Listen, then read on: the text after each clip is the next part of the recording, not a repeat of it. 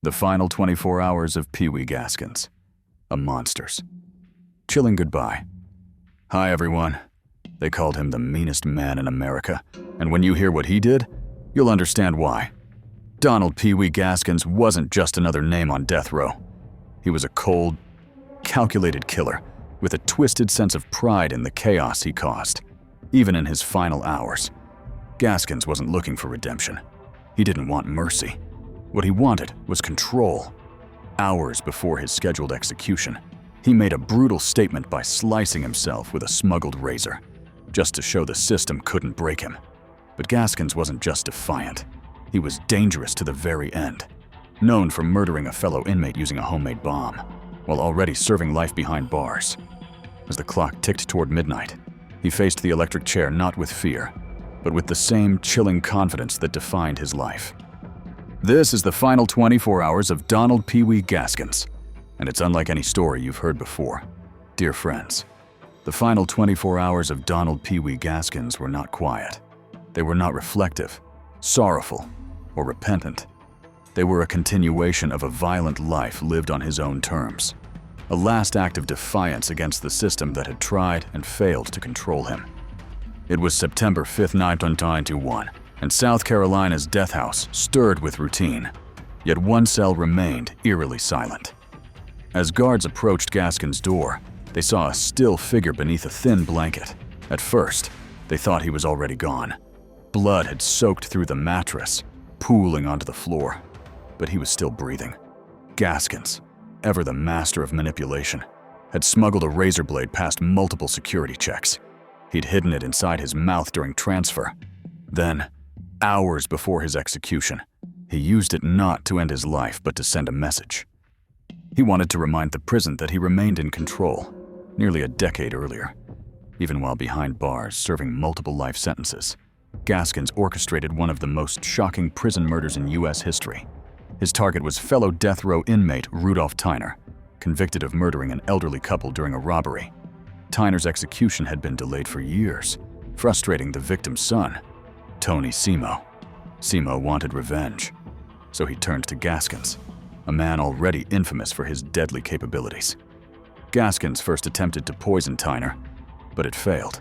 Undeterred, he asked Simo to smuggle in C4 explosive materials.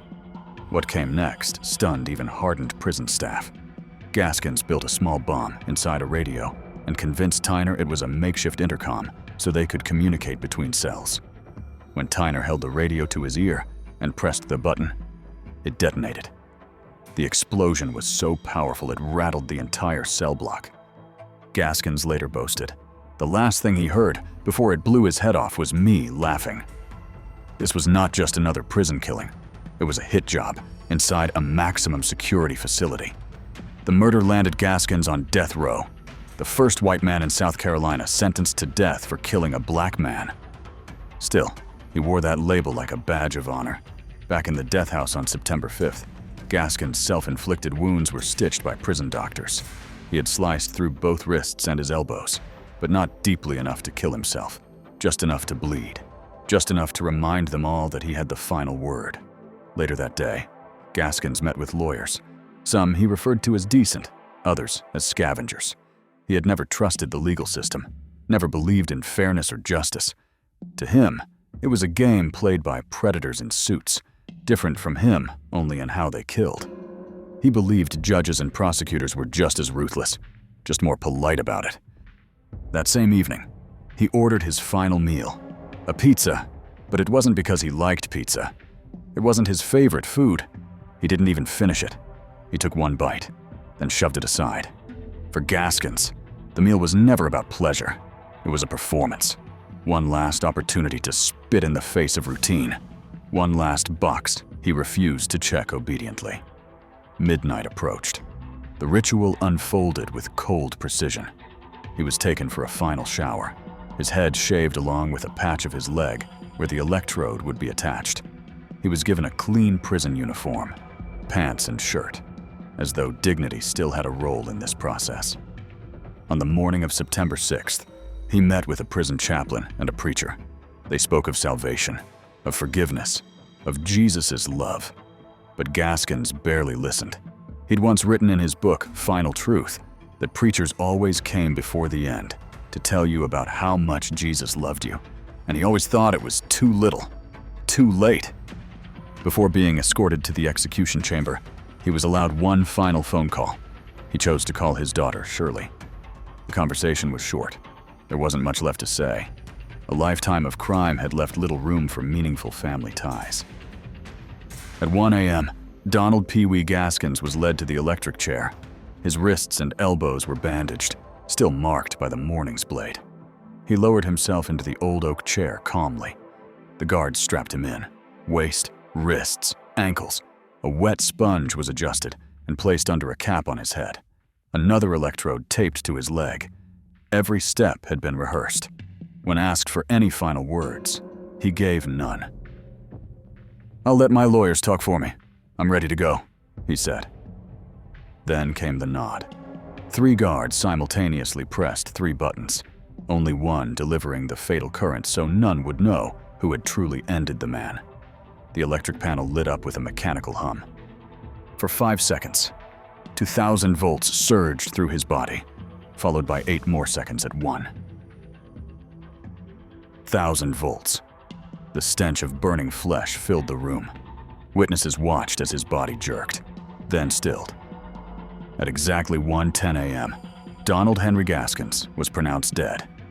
The man once known as the meanest man in America, the man who claimed to have murdered over 100 people, who killed for money, for revenge, for sport, was finally silenced. But even in death, he tried to have the final word. Through his autobiography, through his theatrics, through the final phone call, he built a legacy soaked in blood and control. Gaskins wasn't afraid of dying. He feared irrelevance. And maybe, in his twisted mind, this final performance guaranteed he'd never be forgotten. So now we're left with the question, what makes a man like Pee-Wee Gaskins? Was he born this way? Or did something go so terribly wrong that he became a product of the very society he despised when things were sure? His final 24 hours were a mirror of the life he led. Cold, calculated, and terrifying. In the end, Donald Pee-Wee Gaskins met the very fate he had mocked, orchestrated, and delivered to so many others.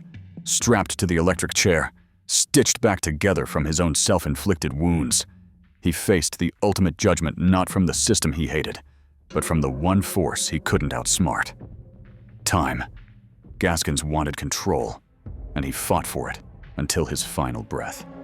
But death, swift and silent, took it from him without mercy.